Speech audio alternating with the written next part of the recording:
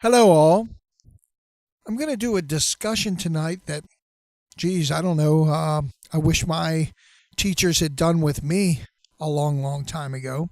Something that I don't really hear discussed when teaching drumming, unless you're a vendor or you're at a trade show to describe the new things. But something that I think every drummer ought to know, and I'll bet you most parents don't know this either, and that is sticks and their size and what they mean to the student.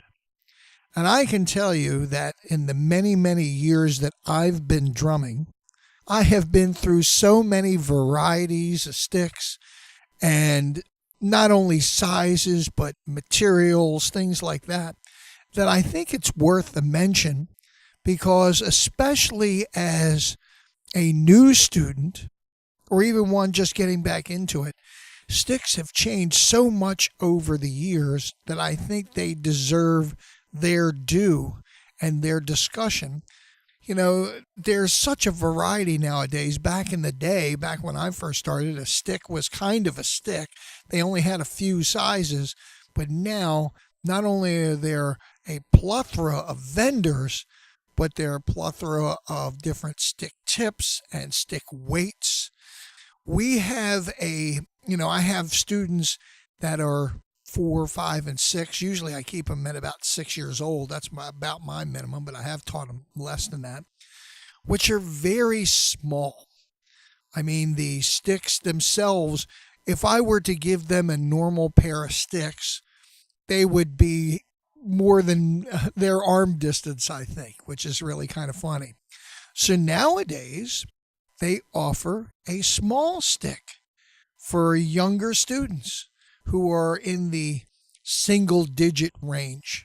And they are very small for very small hands. And it's important because when younger students are starting out, their muscles are being formed. Not like us old guys and the muscles are already there. The students really need to not necessarily build strength in muscles, but you want to find sticks that are going to build dexterity as well as strengthening the wrist muscles and not just bulking the wrist muscles. So younger students nowadays have a smaller stick. In fact, some of my really small students use them now. They are smaller in width, smaller in length, and they're smaller in tip as well. But for a normal, let's say, teenager or whatever, of a normal build, usually most of the models have the same measurement names. You'll hear somebody say 5A, 11A, 6B, 5B, those kinds of things. Those are stick sizes. Usually the A series is not a very heavy stick. In fact, I have something that's kind of along the A series right now. If you notice, the stick here is semi-thin, and when you're gripping the stick, you want it to fit in that pocket. That is for I would say, the normal beginning student.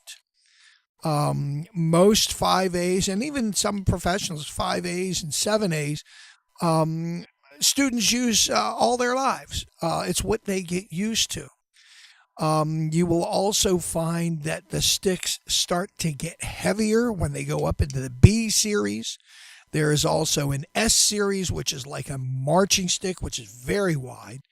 It's really based on personal preference, but it should be also based on what you can handle. By the way, there are some major brands that you should kind of stick with because a lot of the off brands have unusual weights and unusual sizes. The three biggies, the ProMarks, the Vic Firths, and the Zildjians, have multitudes of sizes to go with. And each one of those sizes means something different. So first off, I would stick with a major brand when you're looking for your first stick. And usually a 5A, which has to do with the width and the length, is a good all-around general purpose stick to stay with. You should, first off, take your stick and feel it in your hands. If it grips like a baseball bat and you're too extended over, it's too big of a stick. Or if you're pinching it too close together and it's really small, it's probably too thin of a stick. You should get something that fits well in the individual's hand, in your hand, that basically sits there and fills the pocket. Now, the B sticks, those are usually rock and roll sticks. Those are a wider barrel that fit in the hand. They have more girth to them so that when you're playing heavier music, you have enough to command the volume that you're playing. They are not the S stick. The S sticks are marching sticks. And I've seen some guys play with those. In fact, back in the day, I used to play with those as well, simply because we didn't mic up. So I needed all the volume that I could get out of some heavy sticks. Unfortunately, they dent heads like crazy if you're really banging on them really hard, and they also break cymbals. If you're a beginner, the A series stick, I feel, is a pretty good stick. And if you're a rock player, any of the B series sticks, the 2Bs, the 5Bs, the things like that, those are good sticks to use. But there's also something that you should consider. Every stick is made usually of wood of some kind.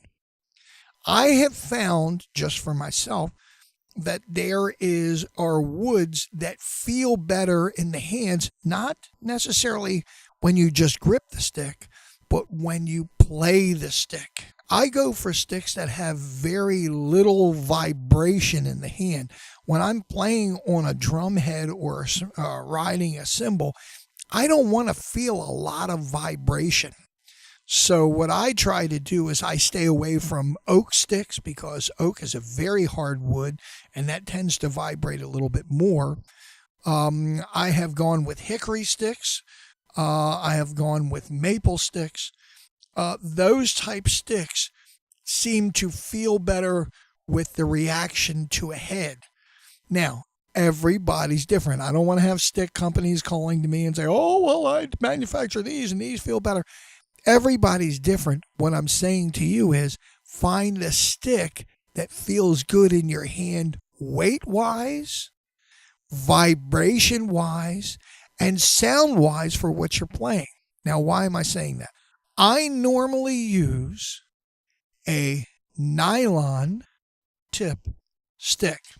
Well, think about it on the sound-wise. Now, not so much on the electronic drums, because electronic drums have pre-programmed sound. This is a hard piece of plastic, hard piece of nylon. When it hits a cymbal, it gives more of a high-end EQ-wise pitch. So I like a lot of ping when I'm hitting my acoustic cymbals. So if I have a ping type cymbal, which I usually do, and I hit it with a nylon tip, it's a very bright sound. That bright sound is what appeals to me. Wood, on the other hand, makes a little bit duller sound. It gives a more stick sound, but it doesn't give that bright tick that's on there. It's kind of like the same thing with bass drum beaters. You've got felt beaters and you've got wood beaters and you've got glass beaters and things like that. All of those are for what is hitting the actual head and the sound that it produces.